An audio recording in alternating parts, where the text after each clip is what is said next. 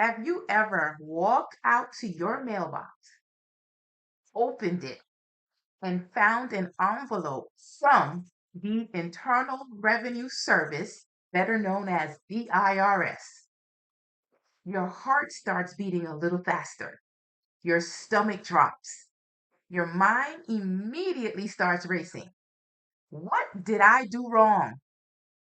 How much money do they want? And am I in trouble? Are they going to garnish my wages? Can they take my bank account? If you've ever had those thoughts, you are not alone. For many taxpayers, simply seeing an IRS envelope creates much anxiety, not necessarily because they know what's inside, but because they don't. That's exactly why I'm creating this IRS notice series. Today, we're going to talk through one of the most common IRS notices taxpayers receive, the CP14 notice. We're going to discuss what it means, why you receive it, how serious it is, what happens if you ignore it, and most importantly, what steps you should consider taking next. My name is Shane Harris. I am an enrolled agent with Profit First Taxes, and every week I help taxpayers understand IRS notices, resolve tax problems, and navigate situations that often feel overwhelming. If this sounds helpful to you, make sure you subscribe because every week I'll be explaining another IRS notice or tax resolution topic in plain English. Now, let's get started. Before we talk about today's notice, I want to introduce something you're going to see in every IRS notice video on this channel. It's called the Profit First Taxes IRS Stress Scale. One of the biggest problems taxpayers face isn't simply receiving an IRS notice. It's not knowing how worried they should be. Some notices are simply informational. Others, they require some attention. Some require action. And a few should never be ignored. So instead of treating every IRS notice the exact same, I've created a simple system to help you understand the level of urgency. Let's walk through it together. The green means informational. Generally speaking, these notices are letting you know something happened on your account. You should absolutely read the notice. Keep it with your tax records and follow any instructions that apply. But these notices generally aren't cause for panic. Yellow means attention is needed.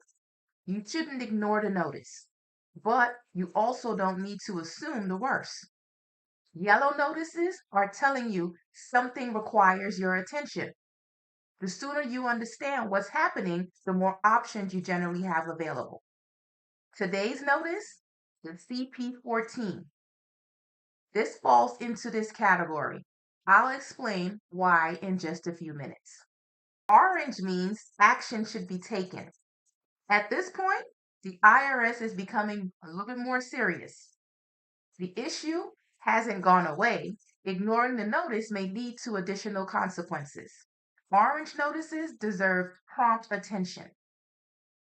Red means immediate attention. These notices often involve important taxpayers' rights, collection activity, or deadlines that should not be ignored. Receiving a red notice doesn't necessarily mean the worst has happened, but it does mean you should understand your options as soon as possible. You'll also notice examples across the bottom of the graphics. These are common IRS situations. As this series grows, I'll continue updating these examples so you'll begin to understand where the different IRS problems fall on the stress scale. My goal isn't to scare you, it's actually the opposite. It's to replace uncertainty with understanding. Because once you understand what an IRS notice actually means, you can make better decisions. An IRS notice is information. How you respond to it determines what happens next. I want you to remember that throughout this entire series. Now, let's look at today's notice. Today's IRS notice is CP14. The topic is balance due. On the Profit First Taxes IRS stress scale, I rate this notice as yellow. Why yellow? Because this notice deserves your attention. But for most taxpayers, it isn't time to panic. The CP14 notice is often the first balance due notice the IRS sends after processing a return and determining there is an amount that's still owed. That means you usually have time to understand the notice, review your options, and decide on an appropriate response. That's exactly what we're going to do together today. By the end of this video, my goal is that you'll understand the notice well enough to know what it's saying, what it doesn't say, and what your next step should be. Now that you know where the CP14 notice fall on the IRS stress scale, let's read this notice together. And don't worry, I'm not going to read every word on this page. Instead, I'm going to show you exactly what I look for whenever a client sends me one of these notices. Because once you know what to look for, these notices become much less intimidating. Now comes my favorite part of every IRS notice video. Let's read this notice together. And before we begin, I want to mention something very important. For today's video, I'm using a sample IRS CP14 notice for educational purposes only. Your notice may look significantly different or slightly different depending on the tax year or your specific circumstance. The layout may change from year to year. Some wording may change, but the information we're discussing today generally applies to CP14 notices. So don't worry if your notice doesn't look exactly the match as you're seeing right now. The goal isn't to memorize this particular notice. The goal is to understand how to read any CP14 notice you receive. When a client sends me one of these notices, this is exactly how I review it. I don't start reading every paragraph. I don't immediately focus on the amount due. And I definitely don't assume the worst. Instead, I look for a handful of key pieces of information. Once you know where those pieces are located, reading an IRS notice becomes much less intimidating. So let's walk through this together. The first thing that I look for is the notice number. In this case, it's CP14. Why is that important? Because every IRS notice has a unique notice number. Think of it like the title of a book. Before I know anything else, I want to know what type of notice I'm dealing with. The notice number tell me where I am in the IRS process. That's one of the reasons I created this IRS notice series. If you know the notice number, you can usually find information that's much more specific to your situation. So whenever you receive an IRS letter, find the notice number first. Right below the notice number, you'll usually see the notice date. Many taxpayers overlook this, but it is important. The notice date helps establish the timeline for the correspondence that you are receiving. While you should always follow the instructions and dates shown on your own notice, paying attention to when the IRS issues the letter helps you understand where you are in the process.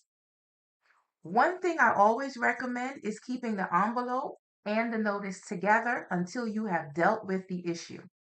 It helps you keep your records organized and make it easier if you ever need to reference correspondence later. The next thing I look for is the tax year.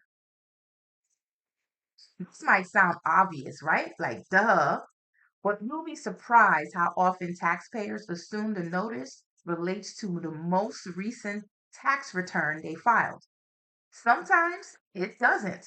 The IRS may be contacting you about a prior year, maybe last year, maybe several years. Before you do anything else, confirm which tax year the notice is referring to. That alone can answer a lot of your questions. Now we come to the section that usually gets everyone's attention, the amount due. When most taxpayers receive this notice, this is the very first thing they look at. And that's understandable. It's human nature. But here's something that might surprise you. This is not the first thing I focus on. Why? Because before I worry about the number, I want to understand where the number comes from. The amount due is the result. I want to understand the calculation. Fortunately, the IRS usually provides the information. Let's keep going.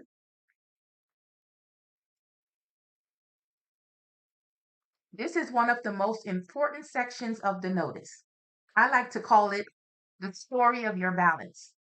Everything listed here contributes to the amount the IRS says is due.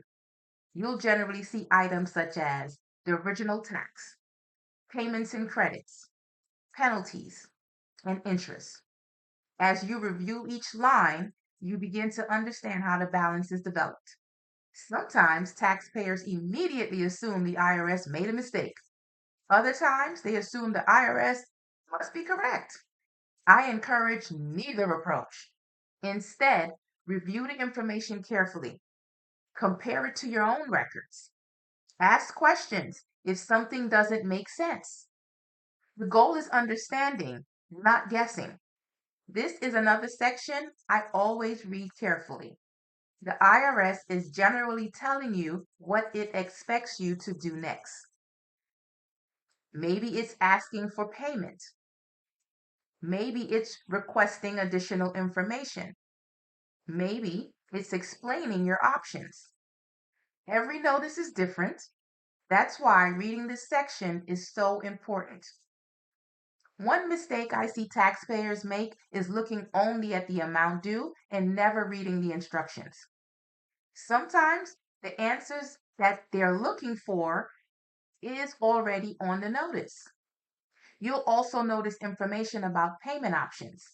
Some taxpayers can pay the balance in full. Others may need additional time. If that's your situation, remember, we've already discussed IRS payment plans and the IRS Fresh Start program in earlier videos on this channel. Those videos go into much more details about the options that may be available. Today's goal isn't to explain every payment option. Today's goal is simply to help you understand the CP14 notice itself. Now that we've walked through the notice together, let's answer the question that almost everyone asks. Why did I receive a CP14 notice in the first place? That's exactly what we'll discuss next. The short answer is this. The IRS believes there is a balance due on your tax account. Now, it doesn't necessarily mean you've done anything wrong. And it doesn't necessarily mean the IRS is about to start taking collection action. It simply means the IRS has processed your tax return or made an adjustment to your account and believe there is an amount that it still needs to be paid. There are several reasons this can happen. For example, you may have filed your tax returns and simply couldn't afford to pay the full balance. Maybe you made a payment that wasn't enough to cover everything that was owed. Perhaps estimated tax payment wasn't sufficient during the year. Or, the IRS may have adjusted your tax return after processing it. The important thing to understand is this. A CP14 notice is generally the IRS way of saying, according to our records, there is still a balance due on your account. That's why it is often one of the first balances due notice taxpayers will receive. This is where I want to bring back our IRS stress scale. As I mentioned earlier, I rate the CP14 notice as why? because the notice deserves your attention. But it usually isn't time to panic. Receiving a CP14 notice does not automatically mean the IRS is going to garnish your wages, the IRS is taking your bank account, a revenue officer is coming to your home, or that you're being audited. Those are all different situations. The CP14 notice is typically much earlier in that process. Think of it as the IRS saying, we believe you owe money and we want to give you the opportunity to address it before we do. That's very different message than we're taking enforcement actions against you. Understanding the difference is important because it allows you to respond calmly instead of reacting out of fear. Now, let's talk about something that I don't recommend: ignoring the notice. I understand why people do it. Sometimes they're overwhelmed. Sometimes they just don't have the money to pay. Sometimes they're afraid to even open the letter. I've seen all of those situations, but ignoring a CP14 notice generally doesn't make the problem go away. Instead, the IRS may continue sending additional notices. Interest may continue to accrue. Penalties may continue to apply when appropriate. And eventually, the IRS collection process may continue. That doesn't happen overnight, which is another reason I rate this notice as a yellow.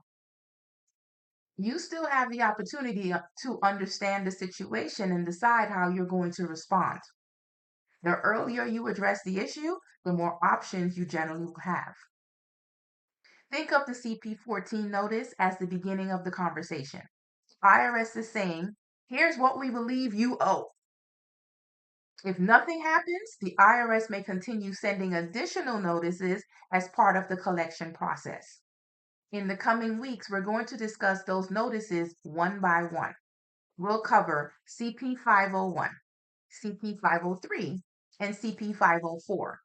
And you'll see how each notice represents a different point in that process. By the end of this series, you'll have a much better understanding of where you stand if you ever receive one of these letters. So, what should you actually do if you receive this notice? Here are the steps I generally recommend. Step one, open the notice. That sounds pretty obvious, right? But don't let fear keep the envelope closed. You can't solve a problem that you haven't identified. Step two, read the notice completely. Don't stop at the amount due. Read the explanation, review the billing summary, understand what the IRS is telling you. Step three, compare the notice with your own records. Does the tax year match? Does the balance make sense? Were your payments applied correctly?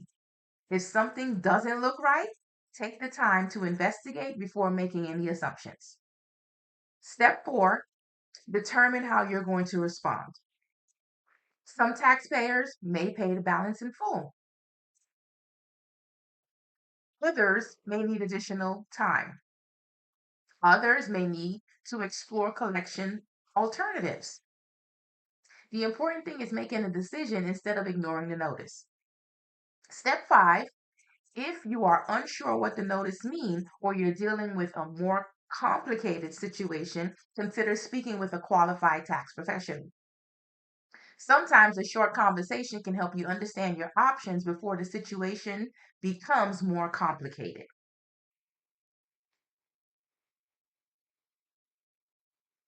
Before we move on, let's clear up a few common misconceptions. Misconception number one: receiving a CP14 notice means the IRS is about to seize my property. Not necessarily. This notice is generally much earlier in the collections process. Misconception number two: I can't afford to pay, so there's no reason to even respond. Not true. Even if you can't pay the balance today, understanding your option is still going to be very important. Misconception number three: the IRS is always right. Sometimes the IRS is correct. Sometimes additional review is needed. That's why it is important to compare the notice with your records before drawing any conclusions. And misconception number 4, if I ignore, maybe it'll just go away. Unfortunately, tax problems rarely resolve themselves through inaction. The earlier you address the issues, the more options you generally will have. Let's finish by answering some of the most common questions taxpayers ask about CP14 notice. Before we wrap up, let's go through some of the most common questions I hear about CP14 notices. Question 1. Can I ignore a CP14 notice if I can't afford to pay? The answer is absolutely not. No. I understand why people think that way. If you don't have the money, it can feel easier to avoid dealing with the situation. But ignoring the notice generally doesn't improve your situation. Even if you can't pay today, it is important to understand what the IRS is telling you and consider your options. Remember, not being able to pay and choosing not to respond are two very different things. Question number 2. Does receiving a CP14 notice mean I'm being audited? No. Receiving a CP14 notice does not automatically mean you're being audited. This notice is generally related to a balance due on your account. An audit is an entirely different process. That's one reason it is so important to identify the notice number before assuming the absolute worst. Question number 3. Will the IRS immediately garnish my wages? No, not because you received the CP14 notice alone. As we've discussed, the CP14 notice is generally earlier in the collection process. This is why I rated it as a yellow notice on the Profit First Taxes IRS stress scale. It deserves your attention, but there is usually still time to understand the notice and determine the appropriate response. And question number 4, what if I think the IRS made a mistake? If something doesn't seem right, take the time to compare the notice with your records. Review your tax returns, review your payments, review any correspondence that you may have received. Sometimes the IRS is correct, and sometimes additional clarification is going to be needed. The important thing is making decisions based on facts rather than making any assumptions. And question number 5, should I call the IRS immediately? That depends on your situation. Some taxpayers are comfortable contacting the IRS directly. Others prefer to speak with a tax professional first so that they understand the notice before making any calls. Neither approach is automatically the right or wrong. The important thing is making an informed decision. Question number 6, should I hire a tax professional? Again, that depends on the complexity of your situation. If the notice involves multiple years, a large balance, collection activities, or you're simply unsure what the notice means, professional guidance may help you understand your options. The goal isn't necessarily hiring someone, the goal is making informed decisions. And for the final thoughts, if you remember nothing else for today's video, remember these 3 things. Number 1, open the notice. Don't let fear keep the envelope closed. Knowledge is always better than uncertainty. Number 2, read the notice carefully. Don't stop at the amount due. Understand what the IRS is actually telling you. Many of the questions can be answered simply by reading the notice carefully. Number 3, don't panic. Receiving a CP14 notice doesn't automatically mean you're facing aggressive IRS collection actions. It means the IRS believes there's a balance due and wants to communicate that information to you. How you respond from here matters. As I mentioned earlier, the IRS notice is information. How you respond to it determines what will happen next. I hope today's video helped you remove some of the uncertainty surrounding CP14 notices. And if it did, then we've accomplished exactly what I set out to do. Before I let you go, let's look at the IRS stress scale one more time. The CP14 notice is a yellow notice. That means pay attention, understand it, take action, take appropriate action, but don't assume the worst. The earlier you address an IRS notice, the more options you generally have available. What's next in the series? Next week, we're going to discuss another IRS notice that many taxpayers receive, the CP504 notice. We'll compare it to today's CP14 notice and explain how the IRS collection process continue if a balance remain unresolved. By the end of this series, you'll understand exactly where each notice fits in the collection process. Before I let you go, remember this. Tax problems rarely improve by themselves, but many can be resolved when addressed properly. If you are dealing with IRS notice, unfiled returns, wage garnishments, tax debts, or any other IRS issues, schedule a consultation with Profit First Taxes. The link is in the description below.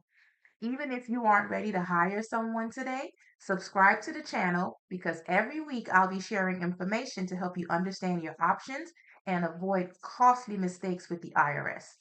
If you found this video helpful, please like the video, share it with someone who may need it, and if you have any questions about CP14 notice, leave it in the comments below. I read as many comments as I can, and your questions may even inspire future videos. Thank you for watching. Take care, and I'll see you in the next video.